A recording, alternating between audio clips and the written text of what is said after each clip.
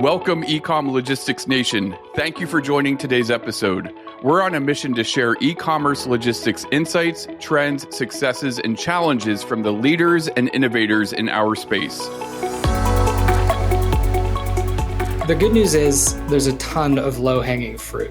So if you don't have any cartonization, use bad cartonization. It'll get you, at least some of the way there to get you started and help you, keep your margins intact as all these transportation costs and material costs are shooting through the roof. Welcome, eCom Logistics Nation. This episode, Ninad and I welcome James Malley, founder and CEO of Paccurate. Fun fact about James, he's another one of us that didn't seek a career in logistics. Logistics found him. He went to theater school before finding his passion for tech and logistics. He's known in the industry as a Cartonization Magnate. James, it's a pleasure to have you joining us today, and welcome to the podcast. Thank you so much. I'm really excited to be here. Awesome. And we're equally excited to have you. I think today we really want to crack the nut on why there's so much air in the packages we receive on our doorstep every day. But first, theater school to logistics, that's quite a life journey pivot. So would love to hear more about that and have you share your story from center stage and bright lights to packaging APIs. Yeah, I think theater school, let me just first say I don't regret it at all. I learned a lot about storytelling and communication and minored in computer science just in case that whole acting thing didn't work out. And it was kind of, when I was younger, I was kind of just doing, I didn't have like a lot of forethought into the decisions I was making. And there were other examples of that, like during school, I went and I decided to work for a hotel in Times Square, being an overnight bellboy. And then from there, a rap magazine group stayed there and asked if I wanted to leave the hotel and travel with them to be an assistant. And so that kind of attitude was like really me getting out of my system, this sort of, yes, I'll do whatever seems interesting at the time.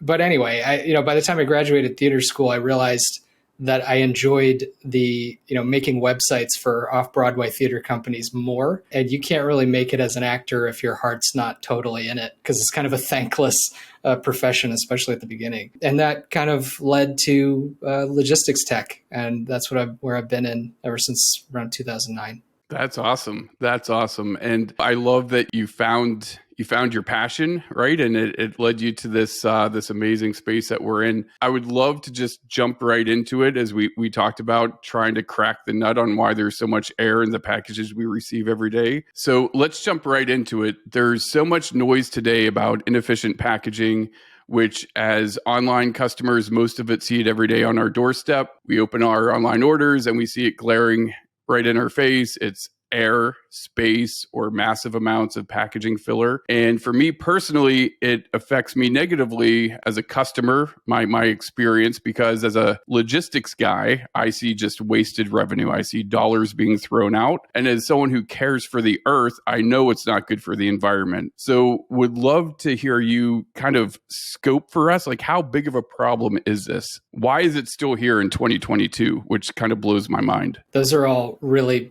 big questions. But I think just to your point, as a consumer, you don't even really need to be in logistics to look at a giant box that showed up on your doorstep with a tiny thing rattling around in it and kind of intuitively understand that this is wasteful. I mean, the material's right in your face, but it doesn't take a huge logical leap to realize that it took up more space, more precious space in the transport network than it needed to. And there were costs and emissions associated with it. So, and that's kind of how we got into the space, is companies, shippers struggling to control their packing step. I think in terms of scoping it out, it kind of comes down to the fact that the packing mistakes you're talking about are the most visible from the consumer side, but they're only the tip of the iceberg, because most shipments are around 50% air and up to 64% air in some product categories like housewares and things like that. And that's based on a number of studies done by packaging providers that we've kind of dug into. But also we've seen it's true when we go in and analyze the potential savings or emissions reduction opportunity at any shipper, those numbers are pretty right.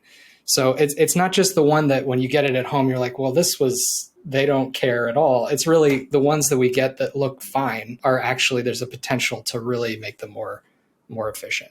And actually, what drives it, James? Like, where is it coming from? Of course, the person that's packing it can see that they are packing a toothpaste in a big box, right? Or a little thing in a big box. There is visibility around weights and dimensions that I would assume that these shippers have as to what they are shipping and how much corrugate they are utilizing. I would assume there is some analytics that's available. So why are we still seeing that happen on a consistent basis? If I'm receiving 3 boxes a day, your statistics, derived from the packaging industry, I can tell you as an individual, of course, statistically not relevant, but still as an individual, I see out of 4 packages, yes, 2 have air, a lot of air. And then you do, of course, see some that are really well packed. Like, what's driving it? Why does that happen?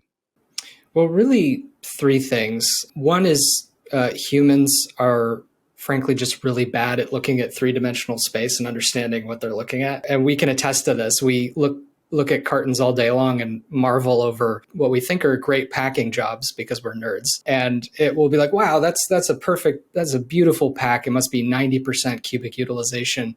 And then we look at the stats and it's actually like 70. So we're just really bad at conceptualizing 3D space. The second reason is that in the warehouse, as you know, the packer has a prime directive to get the shipments out the door as fast as possible. So to do that, expediency is kind of overrides some of these decisions that might be a little bit smarter. Sometimes there's supply chain issues. It's not the packer's fault. Could be they don't have the right box or whatever. And then the third reason is that historically, kind of the solutions that you could put in place to prevent this, to try to control the packing process, generate instructions and stuff. This is a type of solution or feature called cartonization. They've been kind of built as an afterthought. So a legacy load planning software that focused on, trailers and requires somebody to sit there and drag things onto a pallet and a visual interface. They'll release a parcel specific product, but it's kind of as is. They might add some features. Or on the WMS side, WMSs have to go a mile wide. And so it's hard for them to go more than a few inches deep on any one point. And it just so happens that cartonization is one where you need to go extremely deep, deceptively deep, in order to do it correctly. Yeah, and I'll speak to a little bit of my observation on that side as well, right? In most warehouse implementations that I've worked on, there is always the good intent of even that inch deep capability of a WMS that you speak to has some value to it, but it starts with garbage in, garbage out, right? Like there is, for you to be able to do good cartonization, to be able to tell the packer, use box size number 32, right? And I'll come to the fact that you can't have 32 boxes in a warehouse as well, just because how much space it utilizes, etc. But it starts with getting good data into the system. It's when the item arrives at the warehouse, making sure, and it sounds like really rudimentary, scan the item, figure out what the dimensions of the item are, what kind of package does the product actually come in, get additional information around, is this a crushable item? Is this a stackable item? Is this a nesting item, right? Is this something that has cavity, etc.? And then taking that data and then determining the amount of times that I see this situation evolve where new implementation or existing warehouses. I just recently heard an example where walk through a multi-million-dollar warehouse and you see 10 dimensioning machines just sitting there, no one using it. And my experience has been, if someone comes in with the Cubiscan machine or another dimensioning solution, as soon as operation starts, that's the first thing that gets dropped. And that translates into garbage in, garbage out. If you do not have good dimensional data, if you don't have good volumetric data, if you don't have weight data, then systems can only go so far as to what it can do in making recommendation. And on the flip side, when you don't have that data, you leave it to the human decision making. The system does not know what box to recommend. It's doing some sort of attempt. But then on the other side, you have the packer making a decision to something you said. We are really poor at, visualizing 3 dimensions. At that point, the user is just going to choose whichever box makes sense to them. Now, once I've built that box, because they all come flattened, I'm not changing my decision, and the box goes down the pack line, and the story, you got a bunch of air in there, right? Like, at least that's been my observation. Of course, you speak to a lot of people. Like, are those things kind of touching? And absolutely, it has gotten a lot better in the past few years. With when we first start talking to a shipper, they will have already collected or tried to collect dimensions and put a process in place. But a lot of them are still looking for, okay, how do we build this into our process in kind of a way that's not going to disrupt anything? But it's definitely kind of a recent switch from let's focus on hardware, material handling, cool new technology to wait a second, we gotta go back to basics a little bit, look at some foundational issues. And knowing what the shape of the things you're shipping are, that's pretty foundational for any of that stuff to really work as well as it needs to. And I'm going to tee this up for both of you because this is not my wheelhouse, but I've heard and would love your thoughts on this. Companies like Amazon, they might not be so concerned with the void in a box because they're more concerned with how the boxes fill the cube of a container that they're loading for outbound shipment. And then you have common carriers that have, obviously, we're all very familiar with dimensional weight. So when I say, we're throwing dollars out the window, it's not that we're just spending extra dollars on corrugate or extra dollars on void fill. Shipping costs are just, a big piece of that revenue waste stream that we see. So how complex is this? The carriers have different dimensional weight categories. Marketplaces, Amazon has a different strategy, it seems like, on what's important to them. So would just like I want to learn from you guys, like, how do we unpack that? What's the problem and how does it get solved? How do we unpack that? I see what you did there. You like that? Well, I guess a quick point on Amazon, we can kind of get a little glimpse into how they think about it because they actually write about it publicly on their Amazon Science website. And so, Cartonization, been thinking about it for a long time, obviously. Analysis programs where they can figure out what carton sizes they should be using in their locations. But to your point, they're optimizing for Amazon, which is completely different than any other shipper, even any, the large other retailers. They don't have the same cost structure. And to your point, they're prioritizing speed more than anything. That's a little, personally upsetting to me because the average Amazon box, that's what people complain to us about when they're trying to understand what we do. And so I can only imagine the sort of emissions ramifications of that decision to focus on speed. I don't know what they do about it, but it's got to be, how much of the supply chain do they control? And they've got probably worse utilization than many shippers out there. Absolutely. And I think there is the aspect of Amazon's not like your traditional warehouse, right? Like they have a warehouse that has items that are sortable. They have a warehouse where items are conveyable. They have a warehouse where items are bulk. They have a warehouse that does a lot of electronics mixed with some other stuff, right? Hazmat is separated. While from a consumer behavior perspective, you are buying from Amazon. So you would assume it's a mixed basket. Everything comes together. You see that the boxes that you get at times are not the same cart that you closed. You end up getting different stuff coming to you. Now, let's take that particular solution that it is multi-item, single basket being shipped in multi-boxes when you're purchasing a lot of stuff. They are coming from different warehouses. Each of these warehouses have to store, and I go back to that example of box number 32. You can't have 32 boxes available inside the warehouse. So now you are optimally designing 5 or 10 or 12 or 15 boxes per warehouse that's going to accommodate all the inventory that's inside a given warehouse. And the items that might be coming to us don't fit the amount of quantity that's required. And now you got a box that was the only box that they could choose. And yes, in some cases, it's also manual intervention. It is still the same problems that you see in traditional warehouses play out. The person, you have to spend time to build a box. When you build a box and you realize I built the wrong box, you're better off just shipping it out because efficiency, the total number of packs per hour also matter to those warehouses. So the cost of actually choosing another box, and it's Amazon. To them, from a pricing standpoint, a small box versus a medium box does not make that big of a difference. And I think it's a multitude of things that go into it. But definitely from James's perspective, right? Like he's done more research on this than I have. This is all my assumptions looking at warehouses of what's actually happening over there. Yeah. To be clear, I think there's probably very good reasons for the way they pack. I just also believe that it's a problem. And Dan, you mentioned other shippers that deal with UPS and FedEx. One of the things that we realized early on when we were building our solution is that the carriers incentivize packing a certain way, depending on where you're shipping something, what carrier service you're using, all those things. Building in that kind of awareness is an extra step on top of the 3D Tetris of fitting these things together, where you're saying, okay, this is an air shipment.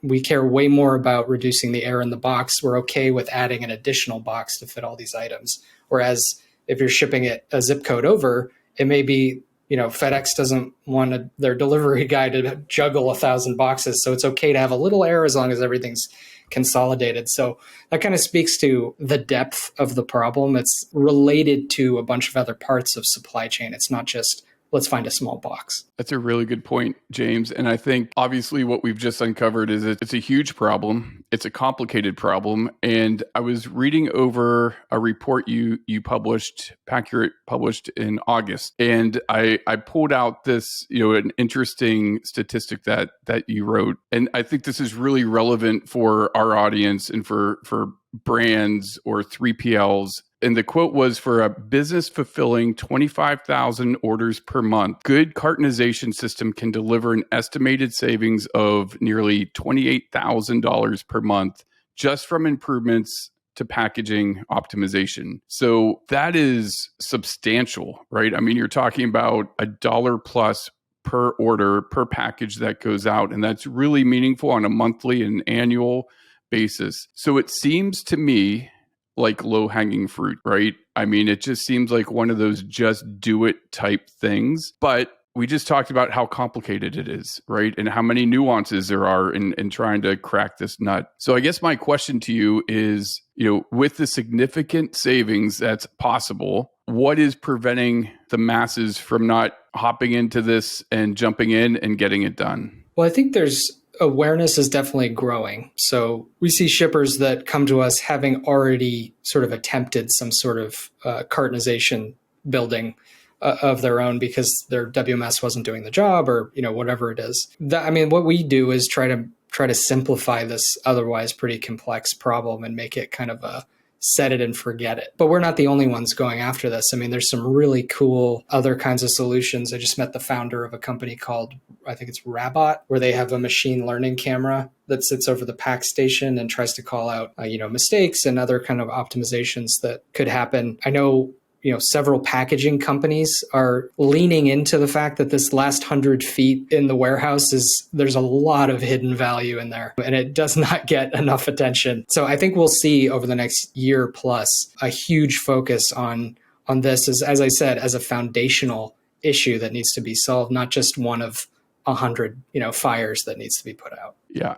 And I think, we're in a economic period right now where there's some uncertainty. There's risk for everyone in the space. So everyone's looking for, how do I obviously increase my revenue? How do I keep the orders flowing out of the warehouse? And at the same time, what are the opportunities to reduce costs? So, here, in your example in this report from August, a merchant that's sending 1,000 orders a day has the opportunity to save, over $250,000. So whether it's a solution like Paccurate or some of these other innovative solutions that you're finding in the marketplace, I'm just curious, like if I'm a mid-market brand today, what is a potential ROI, right? I've got to I've got a lot of fires. You just said it, right? There's a lot of things going on. But if I'm looking at this as some low-hanging fruit, what's the timeline to implement? What's the cost? Do I typically see an ROI? And, how fast do I get that dollar per order savings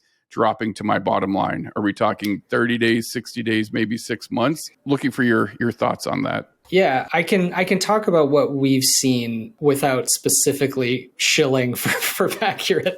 The good news is there's a ton of low-hanging fruit. So if you don't have any cartonization, use bad cartonization. It'll get you, so at least some of the way there to get you started and help you, keep your margins intact as all these transportation costs and material costs are shooting through the roof. We see as high as 22% reduction on shipping costs if you don't have any cartonization. If you have, a legacy kind of 3D cube cartonization that you've cobbled together and you move towards a rate-aware solution that's trying to pack for your specific fulfillment costs, we see a 6% transportation savings. So that's pretty, 6% doesn't sound like a lot, but it's pretty big at scale. There's at least a square foot of cardboard per carton that's easily eliminated. So I like to play these little thought exercises all the time with what would it mean if Paccurate were to cartonize every shipment in the world? These are the things I think about as I'm falling asleep.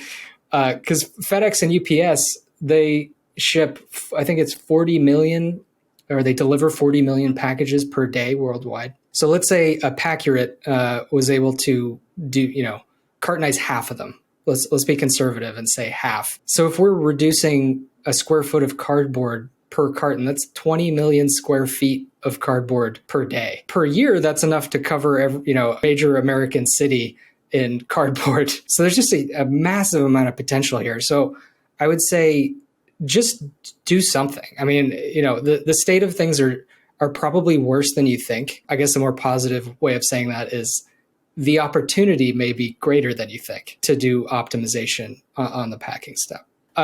In terms of Paccurate, we're an API-based product. We built it so that it'd be easy to plug in, that kind of augment your existing system. So it takes 2 weeks to do, in most cases, the actual implementation. James, for between FedEx, UPS, all other carriers, right, is dimensioning and choosing the right carton, do you make that decision based on the carrier that you are going to ship? And how important is that decision if you are making that decision? We do, and you should, because they don't have the same incentives. Their rate structures are different. It brings up kind of interesting implications, like if you have rate shopping as a part of your kind of fulfillment and shipping flow, you shouldn't necessarily be rate shopping the same packing configuration against the same packing configuration. Because it may be that FedEx wants you to put this shipment in one large box and one small, and UPS wants 3 medium or whatever.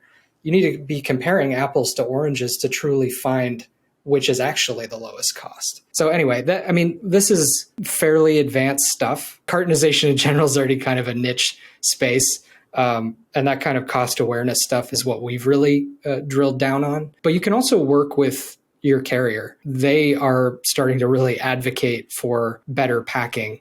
It's not just the penalties for doing it poorly anymore. It's as part of the relationship, they have packaging labs and to help their customers reduce damage and all these things. So the resources are really out there to get started. Absolutely. And to that point that you made, if you don't have cartonization, use bad cartonization, but use cartonization. But if you do have bad cartonization or good cartonization, I think the next step is to try and figure out how do you make that decision of which carrier are you going to choose, but then based on that, what box should you choose, right?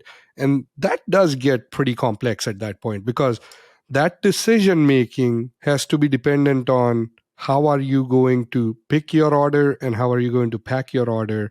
And you got to take it all the way upstream, almost at the point of order creation. When you get the order in the system, you need to validate, here's one configuration for FedEx, here's a configuration for UPS or whichever carrier, right? And check for the rate for both of them, figure out which one is the cheapest, then come back and say, okay, I'm going to use this configuration, and make your picker and packer follow that particular configuration path. And that gets, I would say, pretty complex. It's a little in the weeds. I mean, that's what we try to do. And I guess that's a great example of how this is a problem where you can go really deep on. And it's not that the WMSs can't build cartonization. It's just to go deep enough to optimize fully on this one point would make their products incredibly lopsided. because they're trying to put together an end-to-end process that's efficient. And in terms of the brilliant developers at those companies, they can't spend enough time working on these features. And I think there is a recognition in the market as well, right? Like most new good WMSs are now starting to come with available APIs to kind of hook in capabilities like this, right? Like where we understand we are not good at, perfect example I like to call out is rewind 10 years ago, and every major WMS provider had their own multi-carrier rating kind of system built in. They got to a point be like, this is way too much work. This is not our specialization. And they said, here's a bunch of APIs. Go work with folks that have much deeper expertise. And the industry blossomed. I think that it's not even 10 years ago. I think 2016, 2017 is when we started seeing that in the market. We are seeing that and they are like, okay, this is a great strategy to have this ecosystem of providers that can come in and plug and play with us. And we are now starting to see that with, there are packing screen APIs that you can make outward calls and start putting cartonization in there, or hooks into like waiving, allocating, batching type capabilities within warehouses. The exciting times are actually ahead of us when we start talking about let's use best in class plug and play capabilities to make my operations very efficient. And I think too, like listening to you guys talk, obviously there's all the optimization opportunities, there's the cost savings, but James, to go back to the example you brought up about if your solution was applied to half of the volume, right, for UPS and FedEx alone, like just think about how good that is for the earth, right? I mean, like, yes, there is everything. My logistics brain is like on fire. But at the same time, it's just like why aren't we doing like this? Should just be table stakes for everybody because it is just what we need to do because e-commerce volume is going to continue to grow. The problems potentially, if not solved, only going to become more massive and more in our face. So I think we all have an obligation to crack this nut and do something about it. It's good for the bottom line. It's good for operations. It's good for cost savings opportunities, but we should all feel good about doing it too, because it's what's right for planet Earth. Absolutely. I mean, my team is very motivated by this idea that we could put a dent in some of the waste in supply chain. And I think it's kind of a rude awakening a little bit when you start digging into the data of how bad things actually are. We try to, from a packaging standpoint, we're like, oh, we'll do paper fill and, cardboard's better than plastic. And the truth is it is, but not by as much as we would hope. I think it's 1 ton of cardboard creates 3 tons of CO2 equivalent to create. We're great at recycling cardboard, but that's not carbon neutral by any stretch of the imagination. And so the answer is to reduce, which is kind of like the least sexy of the 3 R's. Right. but that's the answer. And I think, some of the best partnerships we've had with shippers is when that's their focus, kind of unironically, not for a marketing standpoint, but there are people in there that actually really care because they see the waste all day long. And so what we're able to do is say, okay, if you pack this way, if you use these specific cartons for the next 3 months, you'll reduce the number of floor-loaded trailers you need by 14%. And the retailer I'm thinking of, that was 400 trailers annually. You'll reduce the amount of cardboard you use by, I think it was like 113 acres this year. So those are the partnerships where we're able to just totally geek out with them about doing tiny tweaks because the economies of scale are so large. You can have a tremendous impact on scope 3 emissions specifically. I love that. Love that. And obviously to that point, there's 3PLs, there's brands where, this is their mission statement. Like they are out to solve this problem and they're out to offer solutions that address this first, followed by everything else. Speed is still important, cost is still important, but having something that's a sustainable solution or a sustainable, if they lead, others will follow. And they're trying to kind of set the stage for maybe a shift in me as a consumer. Maybe I have to start also thinking about, is getting that toothpaste in 2 hours really important, right? Maybe I could, think about what I need in a mindset that says, hey, let me give that order 2 or 3 days to come, right? Let's make sure that the right thing is done. So I think depends on how bad your breath is, I guess. Well, that is very true. That is absolutely true. So I think there's a lot of goodness, and I love the fact that you're thinking about this, and others are, and I think the next couple of years are going to be really interesting as this problem gets addressed. I'm incredibly optimistic. Even in the last 24 months, seeing companies go from green sustainability initiatives that make them feel good versus digging in and getting serious. It's like night and day. It's really, I think, cause for optimism. If there's anything the logistics community can do to do our part, I'm very optimistic. Just to add to that, right? It's not just at the logistics level, right? Even consumers, not even consumers, consumers are extremely conscious of what they are buying and the carbon footprint that they are generating. So someone utilizing cartonization down at a warehouse level can create good visibility right at the product page where the consumer is purchasing, or right at the checkout page to say, listen, this is going to be cartonized this way. This is the carbon footprint we will generate. And here's the carbon offset initiatives that we are undertaking, right? And again, I would say that's at least the minimum we can do. And yes, we need to reduce, we need to, pull it back a little bit more, but create visibility. From a business perspective, you're going to see less cart abandonment at that point as well. I think you could directly tie that to a statistical model that would say, if you were to show the consumer what the footprint's going to be, and you are going to say, how are you going to reduce it? I think there is a bite on it. There is definitely, the consumer's probability of checking out is higher. No question. Especially these brands that have sustainability kind of like core to their brand. It's a little disappointing. I think Amazon tried this where they were encouraging shipping slower, because slower is greener in pretty much 99.9% of cases. And there wasn't a lot of engagement there. But that's because I don't go to Amazon if I don't need something until next week.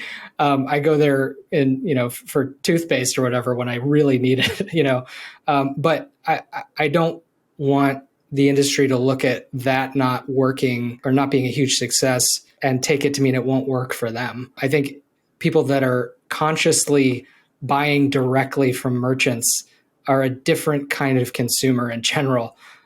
Much probably more willing to consider sharing some of the pain of of a more sustainable shipment to them by waiting an extra day or whatever it is. Makes sense. Makes a lot of sense. Well, James, this has been an absolutely fascinating conversation. Really enjoyed having you on the show, and wanted to give you an opportunity to share with our audience where they could find you on social media and the best way they could follow you and your content. Sure. Most of my content's on LinkedIn, so find me there, connect with me. If you want to talk about boxes, that's what I have been thinking about my entire adult life. So I'm happy to chat.